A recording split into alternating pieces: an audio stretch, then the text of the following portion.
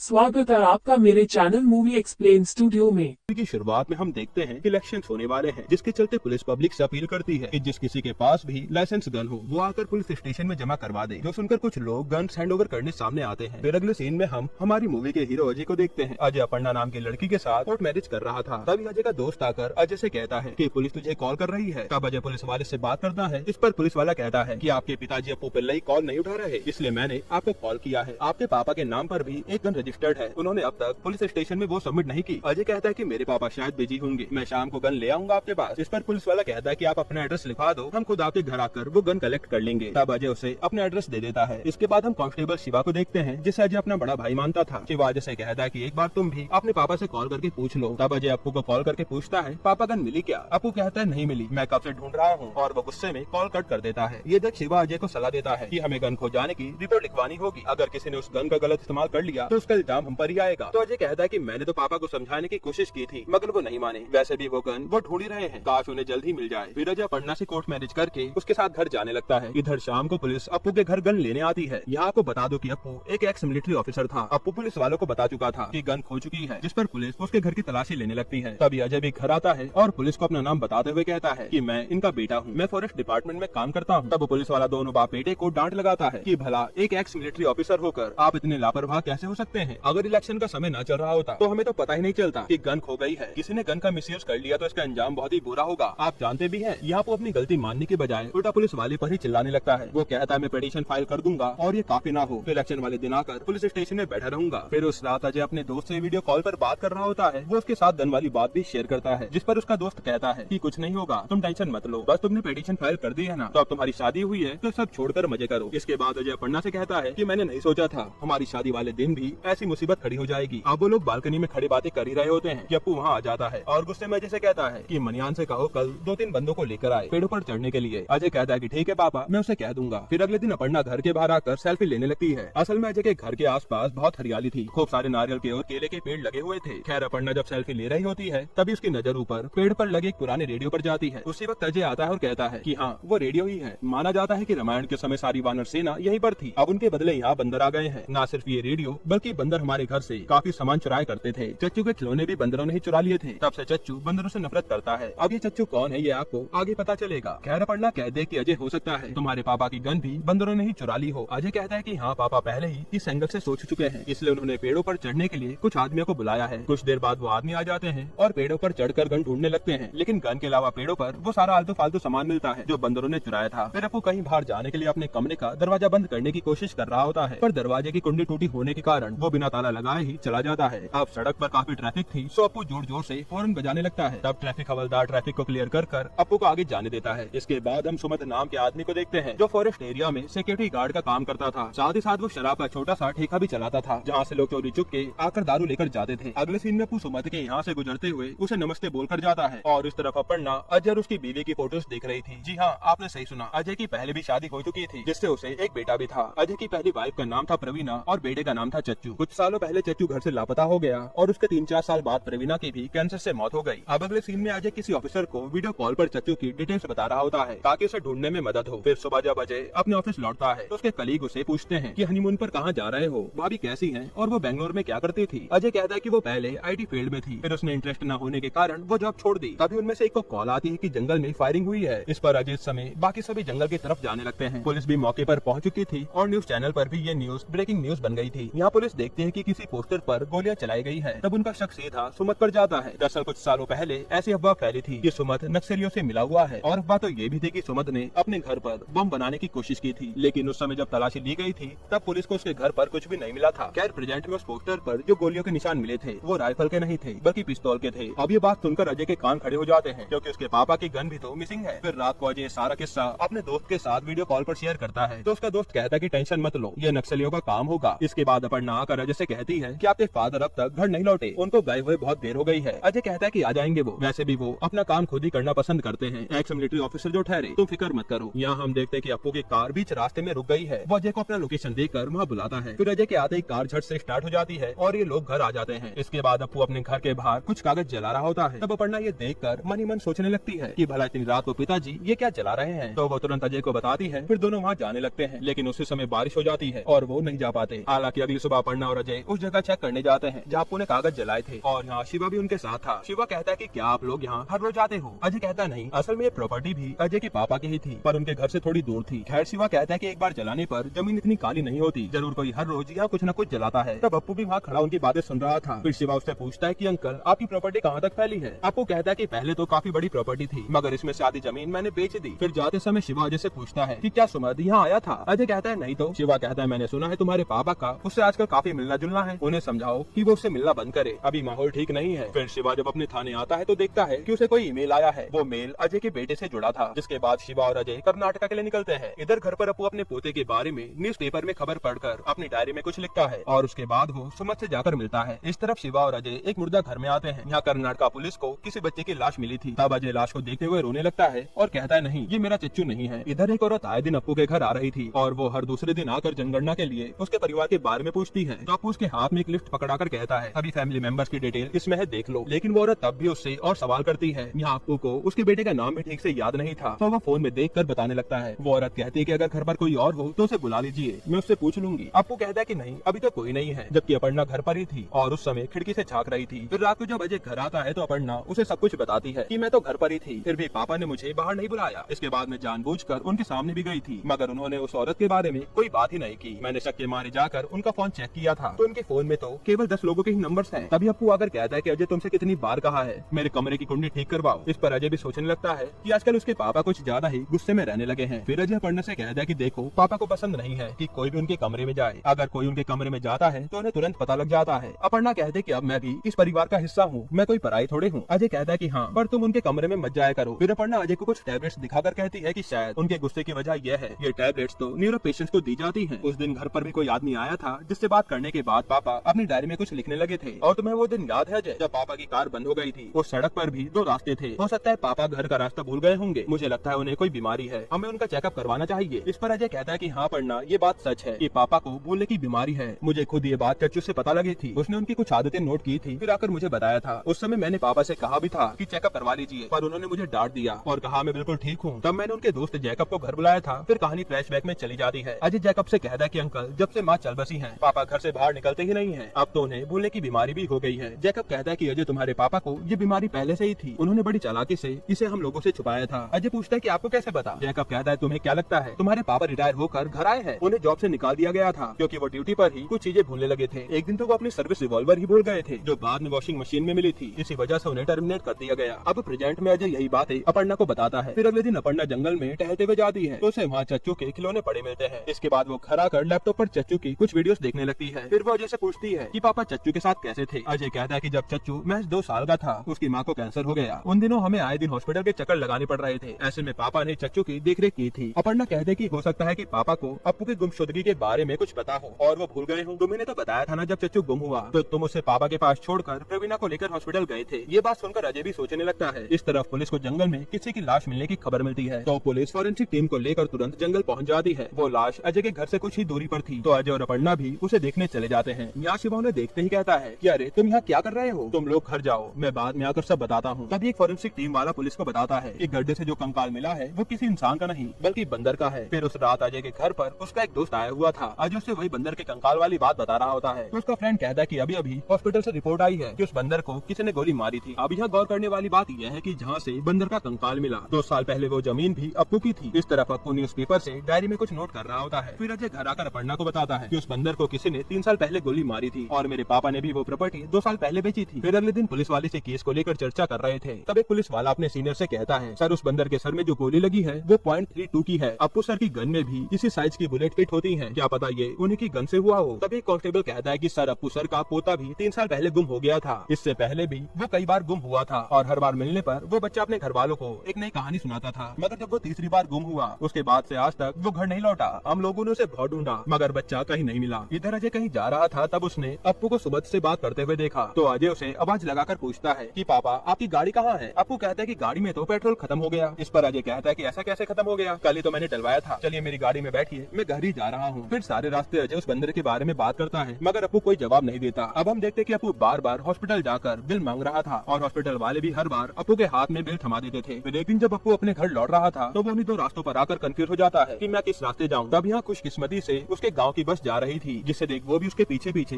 Car चलाकर अपने घर आ जाता है। यहाँ अप्पू का दोस्त अमृत उसके घर पर उसके इंतजार कर रहा था। इसे देखते अमृत कहता है, अरे यार आखिर तुम मिल ही गए, मैं कई दिनों से तुम्हारे पास आने की सोच रहा था। पहले तो अप्पू अमृत को पहचानता ही नहीं, पर बाद में उसकी फोटोज देखने के बाद पहचान जाता है। इसके बाद अप्पू अपने बनाए कुछ नोट्स चेक करके अमृत का हालचाल पूछता है। अमृत भी आर्मी वाला ही था। फिर हम देखते हैं कि अप्पू ने अमृत के नाम से नोट्स बनाकर उसमें लिखा था, आर्मी वाला अमृत नजर नहीं आता, ये झूठा है, इसकी सारी बातें झूठी हैं। इसके बाद अप्पू अमृत से कुछ सवाल पूछता है, जिन्हें सुनकर अमृत डर कर वहाँ से भागने की कोशिश करता है। इसी बीच इन दोनों में छोटी मोटी झड़प होती है और अमृत अप्पू के नोट्स में से कुछ पन्ने फाड़कर अपनी जेब में रख लेता है। तभी अपर्णा और अजय कहीं से घर लौटते हैं तो अमृत उन दोनों से ऐसे बात करता है मानो वहाँ कुछ हुआ ही ना हो। वो उनसे कहता है कि मैं तो बस यहाँ से गुजर रहा था तो सोचा तुम्हारे पापा से मिलता चलूं। वहीं अप्पू एकदम हैरान होकर बैठा था, यानी वो उतनी ही देर में उसके और अमृत के बीच हुई लड़ाई भी भूल चुका था। इस तरह पुलिस स्टेशन में दो बंदे आकर पुलिस को कुछ फोटोज दिखाते हैं। उन फोटोज में एक बंदर था जिसने अपने हाथ में गन पकड़ रखी थी। तब पुलिस वाले अप्पू को बुलाकर पूछते हैं कि क्या ये गन आपकी है। अप्पू कहता है हाँ ये मेरी ही गन है। फिर पुलिस वापस इस बारे में डिस्कस करने लगती है। यहाँ एक कांस्टेबल कहता है कि सर ये गन अप्पू सर की ही होगी, क्योंकि बाकी सभी ने तो अपनी अपनी गन सरेंडर कर दी है। दूसरा पुलिस वाला कहता है कि क्या पता वो असली गन हो ही ना, खिलौने वाली गन हो। इस पर सीनियर ऑफिसर कहता है कि कुछ भी हो, हम रिस्क नहीं ले सकते, पब्लिक अनाउंसमेंट करवा दो कि सब लोग थोड़ा चौकन्ना रहें। इधर अप्पू फिर कुछ कागज इकट्ठा कर जंगल ले जाकर जलाता है और उसके वहाँ से जाते ही अपर्णा चुपके से उन कागजों को देखने की कोशिश करती है, मगर अप्पू उसे देख लेता है। अब दोनों के बीच लड़ाई होने लगती है। तभी अजय वहाँ आकर अप्पू को शांत करवाता है। इसी खींचातानी में अप्पू जमीन पर गिर जाता है और जो हुआ सब कुछ भूल जाता है। फिर वो उल्टा इन दोनों को ही डांटते हुए कहता है कि अगर तुम दोनों को कोई दिक्कत है तो घर में जाकर लड़ो, यहाँ बाहर आकर क्यों लड़ाई कर रहे हो। अपर्णा कहते कि अजय मुझे लगता है पापा हमसे कुछ छुपा रहे हैं। इसके बाद पुलिस आकर अप्पू को पूछताछ करने के लिए ले जाती है। दूसरी तरफ अजय और अपर्णा सुमध के पास जाकर उससे पूछते हैं कि पापा तुमसे मिलने क्यों आते हैं। तब सुमध उन्हें बताता है कि एक दिन जब मैं कहीं जा रहा था तब मुझे गोलियां चलने की आवाज सुनाई दी। मैंने तुरंत आकर देखा तो तुम्हारे पापा चच्चू की पिटाई कर रहे थे। मैंने उन्हें रोका। तब अप्पू ने मुझे कहा कि इस बच्चे ने मेरे लोकर से मेरी गन निकाल कर इस बंदर को गोली मार दी है। तब सुमध पूछता है कि इसके मम्मी पापा घर पर नहीं है क्या। तब अप्पू कहता है कि पता नहीं वो कहाँ गए, बस उन्होंने तो मुझे इसको संभालने के लिए दे रखा है। असल में अजय और प्रवीणा उस समय हॉस्पिटल गए हुए थे। खैर अब उन्हें उस मरे हुए बंदर का कुछ तो करना था ना, तो वो दोनों उसे उसी जगह जमीन में गाड़ देते हैं ताकि किसी को इस बारे में पता ना चले। वहीं उस समय एक दूसरा बंदर भी पेड़ पर बैठे ये सब कुछ देख रहा था। वो बंदर हमेशा अप्पू को ही घूरता रहता था। फिर अप्पू हर बार की तरह इस बात को भी भूल गया और उसके कुछ दिनों बाद वो सुमध से जाकर कहता है कि उसकी गन कहीं मिल नहीं रही। तो सुमध उसे उस दिन की याद दिलाते हुए कहता है कि तुम्हें याद है अप्पू, उस दिन तुम चच्चू को मार रहे थे क्योंकि उसने तुम्हारी गन लेकर बंदर को मार दिया था। फिर हम दोनों ने मिलकर उस बंदर को दफनाया था। असल में अप्पू उस दिन के बाद से हर रोज सुमध से मिलने जाता था। फिर उसका हालचाल पूछकर उससे वो बंदर वाला किस्सा सुनता था, जैसे वो मानो पहली बार सुन रहा हो। ये सब जाने के बाद अपर्णा उसी जगह जाकर कुछ कागज के टुकड़े समेटने लगती है। दूसरी तरफ अजय पुलिस वालों पर भड़क जाता है, कहता है मेरे पापा 70 साल के हैं, उनकी उम्र का तो लिहाज कर लो, उन्हें इतनी देर थाने में क्यों बिठा कर रखा है। तब शिवा उसे साइड में ले जाकर कहता है कि उन्होंने मुझे भी अंदर नहीं जाने दिया। इधर अपर्णा एक कागज के टुकड़े में लिखा देखती है कि 6 बुलेट्स में से 2 बुलेट्स गायब हैं। फिर वो अप्पू के कमरे में आकर सब कुछ चेक करती है। इस तरफ पुलिस अप्पू से ढेर सारे सवाल पूछ रही थी। इस पर अप्पू कोई जवाब नहीं देता, मगर वहीं बैठे बैठे अपनी पैंट में टॉयलेट कर देता है। फिर कुछ देर बाद अमृत पुलिस स्टेशन आता है और पता चलता है कि अमृत असल में कोई आर्मी वाला नहीं था, ना ही वो अप्पू का दोस्त था, बल्कि वो तो उसका सीक्रेट थेरेपिस्ट था जो हर 1-2 महीने बाद उसे मिलकर उसकी कंडीशन को समझने की कोशिश करता था। और उसने अप्पू से झूठ बोला था कि वो उसका दोस्त है। अमृत पुलिस वालों को उसकी मेडिकल रिपोर्ट दिखाते हुए कहता है कि सर अगर इन पर कोई ज्यादा दबाव डाले तो ये सब उसी वक्त भूल जाते हैं। फिर कांस्टेबल जाकर अप्पू की मेडिकल रिपोर्ट अपने सर को दिखाता है और कहता है सर अप्पू को मेंटल प्रॉब्लम पिछले 16 सालों से है, जबकि गन उन्हें 8 साल पहले ही मिली है। ये बात अगर बाहर आई तो मीडिया वाले हमको ही गाली देंगे, कोर्ट हमारा गला पकड़ेगा, इस पागल बूढ़े को तुम लोगों ने गन कैसे दे दी, बेहतर यही होगा कि हम इन्हें छोड़ दें। इधर अपर्णा को अप्पू के कमरे में वो गन मिल जाती है। तभी अजय अपने पापा को घर लेकर आ जाता है। फिर घर आते ही अप्पू जान गया था कि अपर्णा उसके कमरे में गई थी, तो वो इस बात को लेकर अजय को डांटने लगता है। फिर अपर्णा डॉक्टर अमृत से पूछती है कि आखिर कोई अपनी यादों को क्यों जलाएगा। तो डॉक्टर अमृत कहते हैं कि क्यों नहीं, हम भी तो हमारे व्हाट्सएप से सारे अनचाहे मैसेज डिलीट करते हैं, ठीक उसी तरह यादें भी जलाई जाती हैं। फिर डॉक्टर के जाने के बाद अपर्णा अजय को बता दी है कि पापा ने नोट में लिखा था 6 बुलेट में से 2 गायब हैं, एक से तो चच्चू ने बंदर को मारा था, फिर दूसरी बुलेट का क्या हुआ। इस पर अजय उल्टा अपर्णा को डांटने लगता है कि मैंने तुम्हें मना किया था ना कि पापा के कमरे में मत जाना। अपर्णा कहते कि और ये गन ये तो यही है। फिर उन्होंने पुलिस को झूठ क्यों बोला, गन खो जाने की पिटीशन दर्ज क्यों करवाई और उस बंदर के पास किसकी गन है, शायद बात कुछ और ही है। मुझे लगता है पापा भूलने का नाटक कर रहे हैं। इस पर अजय कहता है बस करो अपर्णा, जिस तरह तुम चच्चू के बारे में जानना चाहती हो उसी तरह पापा भी जानना चाहते हैं। वो पुराने न्यूज़पेपर्स के जरिए सुराग ढूंढने की कोशिश कर रहे हैं। जब भी उन्हें याद आता है कि वो इस केस के सस्पेक्ट हैं, वो सोचने लगते हैं कि क्या मैं कोई गलती करके भूल गया हूँ। फिर वो अपनी तरफ से जो भी सुराग जुटाते हैं उन्हें अपनी मेमोरी से मिटाने के लिए जंगल में जाकर जला देते हैं। इसके बाद वो वापस नए सिरे से सुराग जुटाने लगते हैं। ऐसा वो बार बार करते हैं, ये एक तरह का लूप बन चुका है। तब अपर्णा कहते कि देखो अजय, पापा ने तो इस केस को पहले ही सॉल्व कर दिया है। मुझे लगता है तुम जरूर मुझसे कुछ छुपा रहे हो। तुमने मुझसे कहा था कि तुम चच्चू के बर्थडे वाले दिन हॉस्पिटल गए थे, यानी 19 मार्च को, मगर तुमने पुलिस वालों से क्यों कहा कि चच्चू 20 मार्च को गायब हुआ है। इस पर अजय अपर्णा को आज सारी सच्चाई बताने लगता है और सीन 3 साल पहले शिफ्ट होता है। हम देखते हैं कि अजय प्रवीणा को हॉस्पिटल से घर लाकर दोबारा कुछ काम से बाहर चला जाता है और शाम को जब वो घर लौटता है तो देखता है कि चच्चू की लाश जमीन पर पड़ी हुई है और प्रवीणा उसके बगल में बैठी है। यहाँ प्रवीणा फुट फुट कर रो रही थी। वो अजय से कहते कि ये अपने दादा की गन निकाल कर उससे खेल रहा था। इसी बीच इससे गन चल गई और ये सब हो गया। मुझे मेरा चच्चू वापस चाहिए। तब प्रवीणा और अजय बहुत देर तक चच्चू की लाश को देखकर फुट फुट कर रोते हैं। तब अप्पू घर आता है और अजय उसे इस बारे में बताने वाला था मगर नहीं बता पाता, क्योंकि वैसे भी अप्पू थोड़ी देर में सब कुछ भूल जाएगा। फिर जब वो वापस प्रवीणा के पास आता है तो देखता है कि वो भी बेहोश पड़ी है। असल में उसने भी खुदकुशी करने की कोशिश की थी। तब अजय तुरंत उसे लेकर हॉस्पिटल जाता है और डॉक्टर उसका चेकअप करके कहती है कि सर ये तो खुदकुशी का केस लग रहा है, मुझे पुलिस को इन्फॉर्म करना होगा। इस पर अजय कहता है कि नहीं मैडम, ऐसा मत करिए, दरअसल मेरी वाइफ की कीमोथेरेपी चल रही है, शायद इसने दवाई का ओवरडोज ले लिया। तब डॉक्टर प्रूफ के लिए प्रवीणा की मेडिकल रिपोर्ट्स मांगती है और जब अजय मेडिकल रिपोर्ट्स लेने घर आता है तो देखता है कि चच्चू की लाश कमरे से गायब हो चुकी है और कमरा भी पूरी तरह से साफ नजर आ रहा था। फिर अजय इस बारे में अप्पू से पूछने जाता है पर अप्पू ऐसे बर्ताव करता है मानो उसने दिन भर में पहली बार अजय को देखा हो। वो पूछता है कि तुम कहाँ थे सुबह से। अब ऐसे में भला अजय अप्पू से क्या ही पूछता, अगर अप्पू कुछ जानता भी होगा तो अब तक भूल चुका होगा। इसके बाद अजय प्रवीणा को घर ले आता है। हालांकि ट्रीटमेंट के दौरान ही प्रवीणा की भी मौत हो जाती है। फिर कुछ दिनों बाद अप्पू को उसके पोते के बारे में याद आता है। वो ये भी देखता है कि उसके गन से 2 बुलेट्स गायब हैं। तब वो अपनी तरफ से ही सबूत जुटाने लगता है और आखिरकार खुद केस को सॉल्व भी कर लेता है कि सुमन ने कहा था चच्चू ने मेरी गन से एक बंदर को मार दिया। फिर दूसरी बुलेट कहाँ गई, यानी प्रवीणा और अजय में से ही किसी ने चच्चू को मार डाला है। वैसे जिसने भी किया होगा जानबूझकर नहीं किया होगा। फिर वो सोचता है कि इस बात का किसी को पता नहीं लगना चाहिए। यही सोचकर अप्पू सारे सबूतों को इकट्ठा करके जला देता है। फिर सुबह होते ही वापस केस पर नए सिरे से काम करने लगता है और ये सिलसिला पिछले 3 सालों से ऐसे ही चलता आ रहा है। अब प्रेजेंट में अपर्णा ये सब सुनकर बहुत दुखी होती है और फिर वो और अजय कुछ काम से नागपुर जाने लगते हैं। फिर हमें बताते हैं कि जब अजय प्रवीणा को हॉस्पिटल लेकर गया था तब अप्पू ने चच्चू की लाश को देखा जिसके बगल में उसकी गन पड़ी थी। तब उसने डर के मारे चच्चू को वहीं अपनी प्रॉपर्टी पर ही दफना दिया और गन को अपने पास रख लिया। और अप्पू डरा हुआ होने के कारण अगले ही पल में सब कुछ भूल गया होगा। फिर जब उसे दोबारा अपने पोते की याद आती तो वो उस केस की अपने तरीके से जांच करने लगता है। वो वही सारी चीजें हर रोज दोहराता, सबूतों को जलाता और अपने पापा की इस हालत को नजरअंदाज करते हुए अजय भी उनसे ज्यादा कुछ नहीं कहता था। जिसके बाद ये मूवी यहीं पर खत्म होती है। दोस्तों आपको ये मूवी कैसी लगी हमें कमेंट में जरूर बताइएगा।